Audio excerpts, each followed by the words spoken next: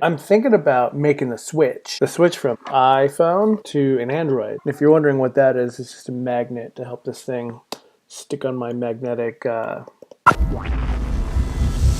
mount for the car. And you can also see the reflection in my glasses, and that looks pretty cool. Maybe I'll just do this without glasses. I'm too blind for that stuff. Anyway, a little history about my cell phone use. I started using smartphones in probably 2004, 2005, before the iPhone even came out. I was rocking a Nokia E62, and then I was rocking a BlackBerry Pearl, and I even had a BlackBerry Curve, and also a BlackBerry, something with like a little quick click wheel on the side. It was kind of cool. And in 2007, the original iPhone came out, and I was like, oh my gosh, this phone is so super cool. Gotta have it. So of course I had the original iPhone, and then seriously, I think it was literally like 2 months later they came out with the iPhone 3G, which had access to the faster cellular data network. That kind of made me upset. And as you know, the original iPhone was on AT&T's network only, and I moved to Klamath Falls right around then, and it didn't work here because AT&T did not really work in Klamath Falls in 2007 or 2008. So I got rid of it, and I think I got an Android. So first Android phone was a Samsung Acclaim. It was like a little slider phone. You slid it open, it had a keyboard, so that was pretty cool. Then I've had several other Android phones through the years. One of my favorites was the HTC Thunderbolt, which was Verizon's very first 4G LTE smartphone, and I really liked that. That one was a really cool phone. It did a couple of strange things to me, but I got over it because I liked the phone so much. I even got an extended battery that sort of poked out the back of it, but it was like 2,750 milliamp. It made that phone last a solid day with heavy usage, using it as a hotspot, whatever. By the way, I can help.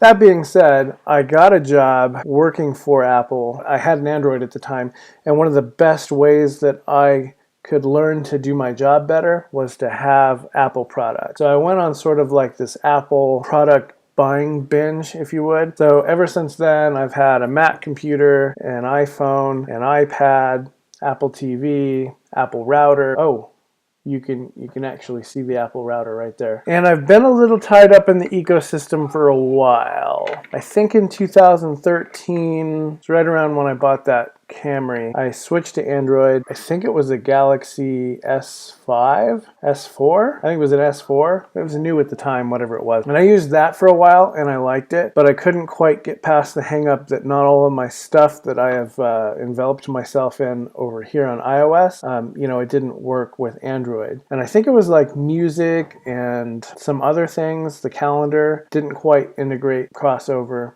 and it got a little funky. To the point where I switched back seriously in like 2 months to iOS. But this time around, I've had iPhone stuff for, I don't know, like 3.5 years or something. And I'm feeling that itch, that itch that you just gotta scratch? The itch to try the other side, the dark side. Maybe it's the light side, don't really know. I've been on this side for so long, I can't tell the difference. And I really wanna try Android. There are some concerns that I have, however, and I'll voice them here, and if you're really smart about it and you know how to do it, maybe you can help me through it. My wife will not switch to Android. We have a lot of stuff that we share together that are kind of integrated with the Apple stuff, one of which is our calendar. Our calendar is iCloud Calendar. Don't have any problems using Google Calendar, but can I use my iCloud Calendar and have it sync with with an Android phone? iMessage is a big one because we like all of the features that are built into iMessage. If you don't know anything about it, it's really cool. You can hit details and you can see your friend's location, your wife's location, your kid's location. You can also see when they're typing a message to you.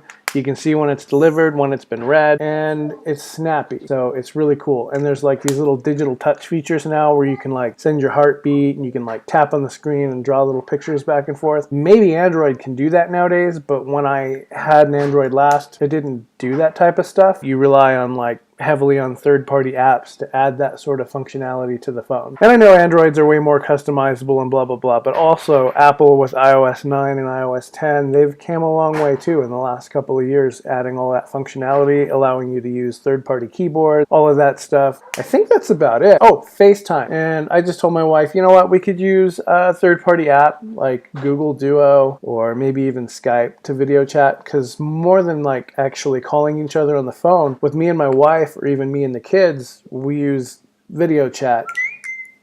And that sort of makes up what we do when it comes to like calling each other if we're not texting each other. I'm hoping for some feedback of you geniuses out there. It's 2017, so last time I had an Android, like I said, was 2013, so I know tech has came a long way, and I am clueless about it as far as the Android side of things go. I have played with a friend's Android a couple of times, and all the menus and the settings and stuff appear to be what I remember and what I'm familiar with. Oh, the other stuff I'm really after, and it seems like a lot of Samsungs don't have a problem with this, but Apple does apparently, until iPhone 7 came along, is this front-facing camera shoots in 720 on this thing. And I make a lot of YouTube videos, and 720 to me looks fuzzy. 1080 looks good, especially on these smaller screens. But 720, even on a smaller screen, to me it looks hazy and fuzzy, much like this webcam video is going to look to you guys when I get it uploaded, and I don't like it. So it sort of forces you to use, the rear-facing camera, which does shoot 1080 60, even goes up to 4K 30. I don't really shoot in 4K because honestly, if you're viewing it on a phone or even on a monitor, if it's not 4K, you're really not going to notice the difference. And on top of that, it's a pain in the butt to edit because even though I've got a Mac, 4K footage likes to stutter. I look forward to your suggestions, your advice, all of you smart people out there who know what they're talking about. Help me out here because I might be making a decision to make a switch, or at least temporarily make a switch to see how I like it in the near future. Thank you. You guys have a wonderful day. Who's ready for spring?